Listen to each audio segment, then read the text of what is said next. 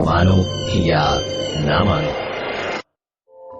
District Hooghly, गांव हरिपाल।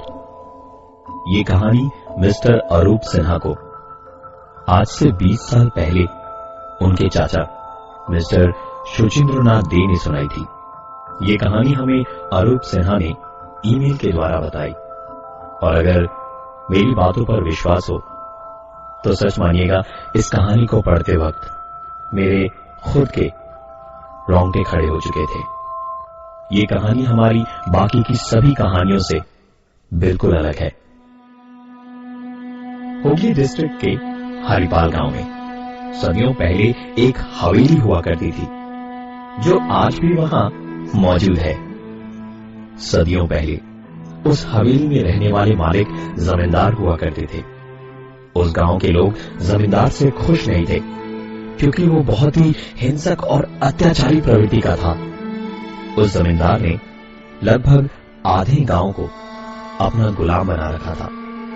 उसकी चालाक नीतियों से गांव वाले ऋण के बोझ से उबर ही नहीं पा रहे थे। धीरे धीरे गांव के लोगों में जमींदार के प्रति घृणा और आक्रोश बढ़ने लगा। एक न एक दिन इन सब चीजों को खत्म होना ही था। एक रात अचानक उस हवेली में आग लग गई। किसी तरह इस आग पर काबू पाया गया, लेकिन यह आग इतनी भयानक थी कि इस आग ने हवेली के एक अंश को बुरी तरह से झुलसा दिया। ये आग कैसे लगी, इसका जवाब ढूंढना बहुत मुश्किल था। शायद ये आग घर में हुई किसी घटना से लगी, या फिर शायद इस आग का संबंध गांव वालों के मन में जमींदार के प्रति बढ़ती हुई नफरत का नतीजा था। इसका कारण स्पष्ट नहीं था, पर जमींदार को लगा कि ये गांव वालों का ही रचा हुआ षड्यंत्र है। रातों रात उस जमींदार ने अपने परिवार के साथ उस गांव को छोड़ दिया, और पीछे रह गए उनके कुछ सगे संबंधी, जिनके वंशज आज भी उस आधी जली हुई हवेली के एक भाग में रहते हैं। अब तक की कहानी शायद सुनने में ऐसी लग रही हो जैसे इतिहास के पन्नों से निकाली गई हो, लेकिन सदियों पहले हुई इस हवेली में हुए अत्याचारों की घटना पिछले कुछ सालों तक चीख चीख कर अपनी सच्चाई बयां कर रही थी। हवेली के मालिक, जो उस गांव के जमींदार भी थे, उनके वंशज आज भी उस हवेली के एक छोटे से हिस्से में रहते हैं। ये हवेली दूर से देखने में ही बड़ी डरावनी सी लगती है। सिक्के के दो पहलू की तरह इस हवेली का एक हिस्सा बिल्कुल वीराना, तो दूसरा लोगों की चहल पहल के साथ कई राज दबाए अस्तित्व में आज भी खड़ा है। दिन के समय तो बच्चे उस हवेली के जले हुए अंश में खेलने चले जाते, लेकिन शाम के बाद जैसे जैसे अंधेरे का साया बढ़ता, हवेली का ये जला हुआ हिस्सा किसी रूहानी ताकत का बसेरा लगता था। इस हवेली को लेकर गांव वाले तरह तरह की बातें करते और अफवाहें फैलाते, लेकिन हकीकत में ऐसा कुछ नहीं था, सिवाय एक अजीब बात के। इस हवेली में रहने वाले लोग कभी कभी जब देखरेख करने के सिलसिले से हवेली के जले हुए हिस्से में जाते, तो फर्श पर एक अजीब सी चीज देखते। जमीन पर मानो किसी ने सफेद पाउडर से लिख रखा हो, मुफ्ती चाय राजा। पहली बार जब हवेली में रहने वालों ने इस चीज को देखा, तो उन्होंने इसे वहां खेलने आने वाले गांव के बच्चों की शरारत समझ अनदेखा सा कर दिया। धीरे धीरे ये लिखावट आए दिन उनकी नजर में पड़ने लगी, कभी जली हुई हवेली के छत पर, तो कभी हवेली के अंदर, और कभी दरवाजे के ठीक सामने। इसे बच्चों की शरारत समझ उन्होंने हवेली के इस जले हुए हिस्से में गांव के बच्चों का आना जाना सब बंद कर दिया। बच्चों का आना जाना तो बंद हो गया, लेकिन क्या वो लिखावट बंद हुई? क्या था उस लिखावट का राज?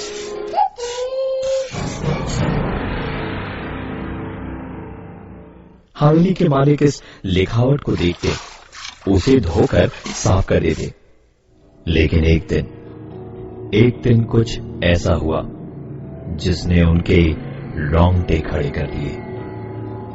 हर दिन की तरह हवेली का मालिक हवेली के जले हुए उस हिस्से में गया और इस बार फिर से उसने फर्श पर उसी व्हाइट पाउडर से वही संदेश लिखा हुआ पाया। उन्होंने हवेली के नौकर को बुलाकर उसे साफ करवाया।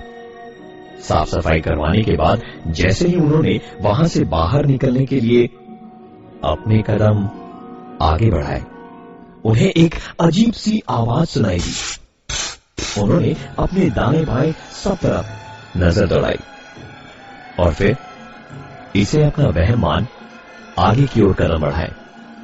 जैसे ही उन्होंने अपने कदम आगे बढ़ाए, उन्हें वही आवाज एक बार फिर से सुनाई दी।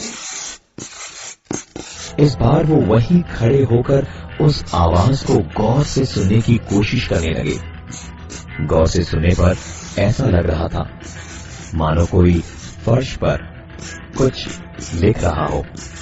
उन्होंने तुरंत अपनी नजरें पीछे की ओर घुमाई और पाया कि उसी फर्श पर एक बार फिर से वही संदेश लिखा हुआ था, लेकिन इस बार उस संदेश से जुड़ी हुई थी सफेद पाउडर की एक लंबी सी लकीर जो उस हवेली के एक बंद दरवाजे तक जा रही थी। कोई ना कोई तो जरूर था जो शायद अपने संदेशों के माध्यम से कुछ कहना चाहता था और आज हवेली के एक बंद कमरे की ओर इशारा कर एक बहुत बड़े राज से पर्दा उठाना चाहता था। हवेली के मालिक ने उस बंद कमरे के ताले को तोड़वाया। ये कमरा मानो सदियों से बंद पड़ा था, क्योंकि फर्श पर धूल की मोटी परत जमी पड़ी थी और दीवार मकड़ी के बनाए हुए जालों से भरे पड़े थे। उस कमरे में कुछ नहीं मिला सिवाय एक बक्से के। बक्सा खोलने पर उसमें से शतरंज की गोटियां निकली। ये गोटियां शायद आज से सदियों पहले इस्तेमाल करी गई थी आखिरी बार इस हवेली के मालिक द्वारा, जो इस गांव के जमींदार भी थे।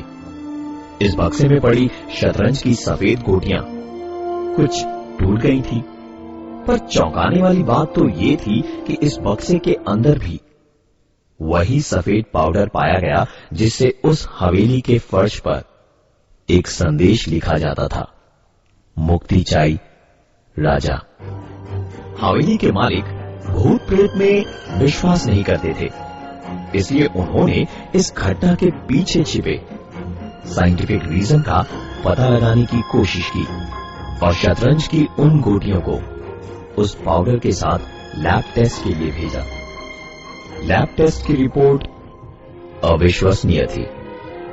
शतरंज की ये गोटियां किसी पत्थर या लकड़ी को काटकर नहीं बनाई गई थी। ये गोटियां इंसानों की हड्डियों से बनाई गई थी और वो पाउडर शतरंज की टूटी हुई गोटियों का ही हिस्सा था। अगर हवेली के मालिक की बात माने तो जिन इंसानों की हड्डियों से सदियों पहले उनके पूर्वजों ने शतरंज की गोटियां बनाई थी, उनकी आत्मा को आज तक मुक्ति नहीं मिली। सदियों पहले इस हवेली में रहने वाले जमींदार शौकीन और काफी अत्याचारी थे और शायद उन्होंने ही अपने शतरंज खेलने के शौक को पूरा करने के लिए इंसानों की हड्डियों से शतरंज की गोटियां बनवाई। इस पुरानी हवेली के अभी के मालिक ने शतरंज की उन गोटियों का विधि पूर्वक अंतिम संस्कार करा।